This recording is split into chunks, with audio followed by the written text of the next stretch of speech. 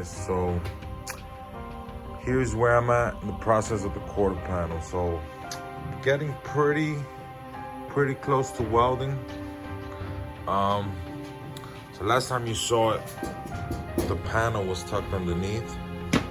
It was much easier for me to control on top, and this could show you guys how I'm doing it. See that? I have this tap there, but the problem is it does stick out, right? It does stick out the same same length as the panel. So what I did, I used these to make it flush. Right here is nice and flush, right? So what I'm gonna do, I'm gonna give a little tack right there. Then I'm gonna give a little tack here. Once I do that, then I'm gonna take it out, put it here, put it here. Basically everywhere in between, I got the clicos. You know, here, here, here. This I'm leaving for last right here. I don't got no clico right here because there's a situation happening that it kind of opens up here, but I think I just gotta slip this and then release it and go in. So that I'm leaving for last, which I can still work it once I give those tacks, and worst comes to worst, it'll just be a tack. I can cut it off. And here, this is too open, but that's because of this and everything is sticking out, as you can see. So once this tack is in, I could cut this, bring it in. You see how easy? No force at all.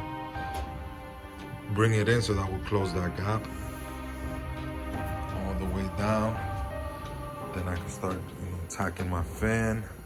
And if you see, same distance, worst thing to worst, I can bring it in a little bit, start giving a tack here. Most important, I want to, this is the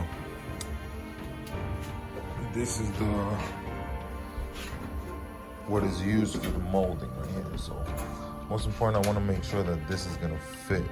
I mean, it don't matter, as long as my panel's straight, I could always cut it out once I'm in, file it or whatever the case is.